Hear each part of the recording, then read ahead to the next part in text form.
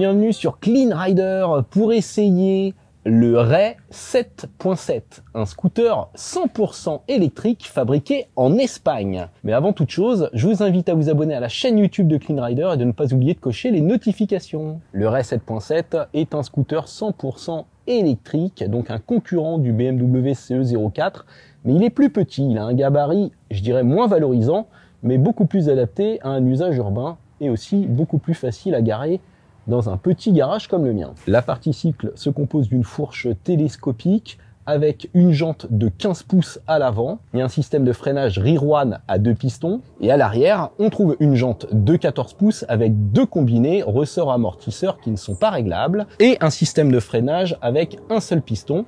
Mais le freinage est couplé avant-arrière. En revanche, malheureusement, on n'a pas d'ABS. Côté moteur, on trouve un bloc synchrone à aimant permanent situé en plein centre du châssis et associé à une transmission par courroie. Ce moteur développe 14 chevaux de puissance nominale, donc ça en fait un 125, accessible avec un simple permis B et une formation de 7 heures.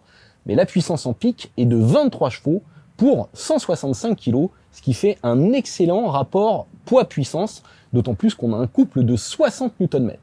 Cette mécanique est associée à une batterie au lithium-ion, qui est situé ici, vous voyez, c'est pas commun, de part et d'autre du bras oscillant. Alors ça dépasse de chaque côté, mais la batterie est bien protégée dans un caisson en acier et surtout ça permet d'avoir un centre de gravité extrêmement bas. Ces deux blocs de batterie offrent une capacité totale brute de 8,78 kWh, ce qui nous fait 7,7 kWh de capacité nette, d'où l'appellation du véhicule. Vous voyez qu'on a ce petit éclairage de jour au niveau du guidon et ici les phares à LED relativement puissant.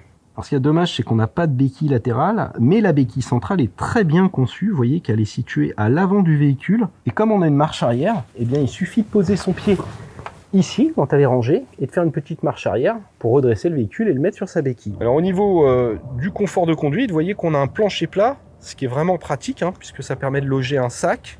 En plus, ça protège plutôt bien les jambes derrière le tablier. Et vous voyez que le tablier ne manque pas d'aspect pratique, puisqu'on a un porte-crochet, ici une petite boîte à gants qui se verrouille avec une prise USB. La selle, vous voyez, est réglable.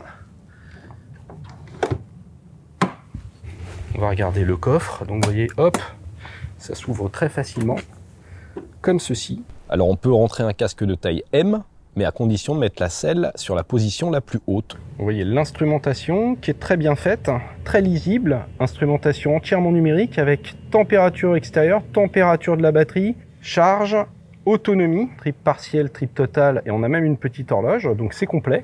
On peut naviguer dans les menus avec ce bouton. Donc là, vous voyez, ça va me permettre de changer les modes de conduite, Sport, City ou Flow. Alors en flow, on n'a pas de frein moteur.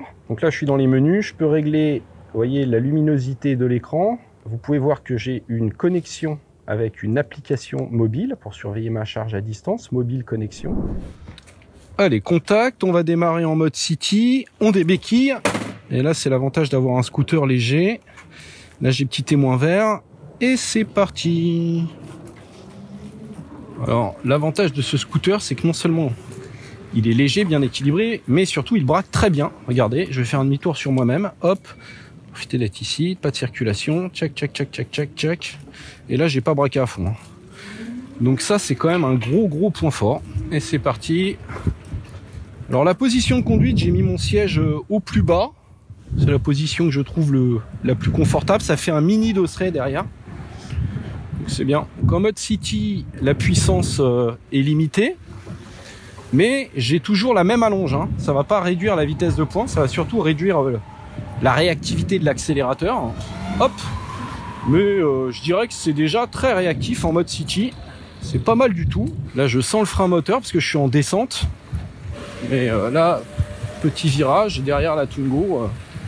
Ça met en confiance. Les pneus sont quand même assez larges.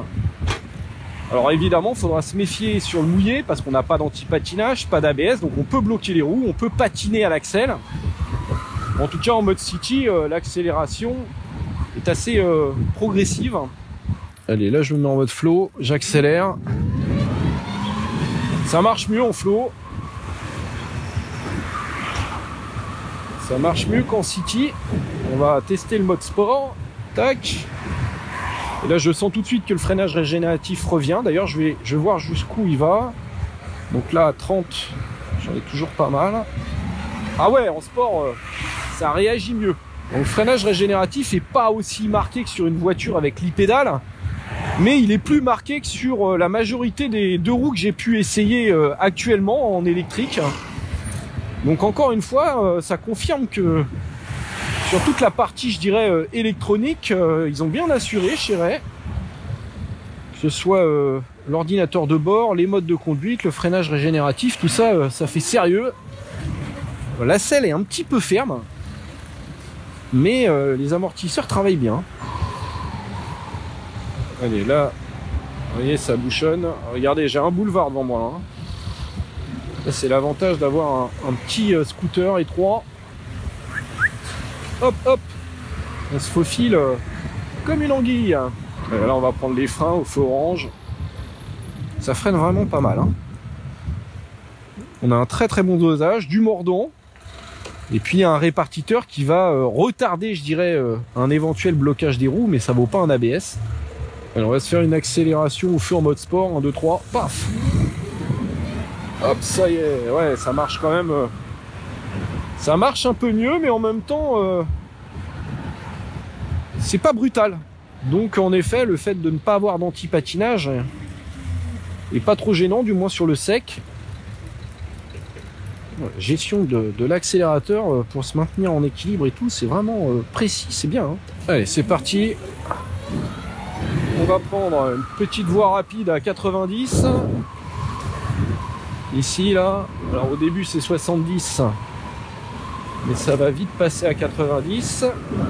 Allez, 1, 2, 3, c'est parti. Banzai. Alors je risque d'avoir un peu de vent parce que j'ai aucune protection. Ça y est, je suis à 90. Pas mal, hein. On va mettre la visière. Voilà, vous devez m'entendre un peu mieux, même s'il y a des bruits d'air. Là, à 90, c'est pas mal. En revanche, j'ai des petits tremblements dans la fourche, légers, comme si j'avais un problème de géométrie ou de parallélisme, vous voyez. Mais c'est pas trop marqué, hein. J'ai connu pire, notamment sur le Silence S01, qui est aussi un scooter espagnol électrique, qui est pas mal d'ailleurs, mais dont la fourche est vraiment catastrophique. Là, c'est quand même mieux. C'est très bien amorti, hein. C'est pas mal. Voilà, on a des petites vibrations. Ça se sent surtout quand on va arriver à 90, quoi, et au-delà. Alors évidemment, vous pourrez rajouter en accessoire un pare-brise, un top case, hein. Il y a quelques accessoires qui sont proposés. Donc là, vous voyez, grande courbe, rapide. Je peux prendre quand même un peu d'angle, hein. C'est pas mal. Et hop là, je réaccélère. Donc là, c'est 110. On va mettre le clignot. Voilà. Bon, on y est bien, hein, tout de suite. Ça prend même 125 en vitesse de pointe. Un vrai 125. Donc ça permet même d'envisager des petits trajets sur autoroute. Regardez, je suis à 80, on va se mettre à 90 et hop, je mets les watts. Et vous voyez, hop là. Non, ça marche très très bien, hein. Ça marche, je pense, aussi bien qu'un CE04. Allez, là, on est sur le pont de Gennevilliers où on a pas mal de vent latéral. Et bon, bah non. J'ai toujours mes tout petits tremblements, mais honnêtement, le véhicule me paraît pas du tout instable. Au contraire. Ouais, ça a l'air quand même d'éclairer pas mal, hein. Vous voyez, je fais les petits appels de phare dans la voiture noire de devant. On va voir là dans le tunnel. Ouais, c'est pas mal. Et le klaxon. Bon, c'est pas une BM ni une Goldwyn, mais ça fonctionne. Voilà, ce sera surtout à faible allure, hein. Allez, on entre dans le Valois. On va le ramener au garage Maze, qui a eu la gentillesse de nous le prêter. Ils sont boulevard Voltaire, mais vous voyez, pour faire un trajet banlieue-Paris, c'est vraiment impeccable.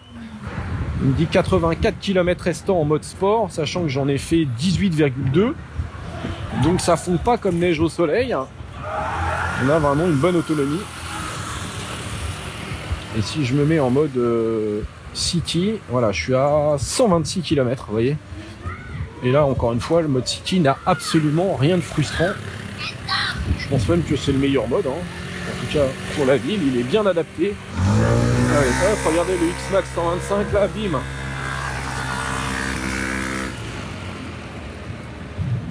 Je pense pas que ça accélère aussi fort qu'un C-Evolution, mais ça marche très très bien quand même. Hein.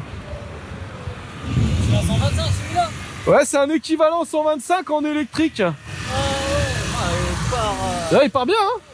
Ça vous a impressionné? Ouais, franchement. Je suis en train de faire la vidéo là. Ah ouais, c'est vrai que c'est la vidéo. Ah, voilà, il a été étonné par l'accélération. Pas mal, hein? Elle est pas mal, franchement, elle est top. Ah, alors par contre, 9700 € quoi. Ah ouais, c'est un peu le problème quoi. Mais sinon, il est top. Hop là! Bonne journée, bon courage! Voilà, donc vous voyez là, un coursier, un professionnel, il a été séduit. La seule chose, c'est que c'est très très cher. Et on va parler du prix à la maison. Et voici le moment de recharger notre scooter électrique qui intègre un chargeur embarqué, ce qui est pas commun dans les scooters de petite cylindrée. Alors le chargeur embarqué d'origine accepte jusqu'à 1,8 kW de puissance, mais vous pouvez opter pour un chargeur en option de 3,3 kW, ce qui va vous coûter 990 €, mais ça permettra de faire un plein en 2h30 au lieu de 4h30. Autre point fort pour la recharge, on a deux types de prises. On a une prise classique pour aller sur une prise domestique, mais on a également une prise de type 2 pour aller sur les bornes publiques ou sur les wallbox. Comptez toutefois 319 € en option pour cette prise type 2. Reste plus qu'à parler du tarif de ce RAY 7.7 qui est facturé 9690 €, ce qui fait quand même toujours très cher pour un scooter 125. On préférait que ces scooters électriques soient autour des 6 ou 7 000 €, mais ça reste encore quasiment le double d'un scooter thermique, donc il faudra rouler beaucoup pour pouvoir l'amortir. Mais je dirais qu'il n'a aucun complexe à avoir face à la référence du segment, qui reste le BMW CE04. J'espère que cette vidéo vous a plu. Je vous invite à aller lire l'article sur Clean Rider, et je vous dis à très bientôt. Ciao!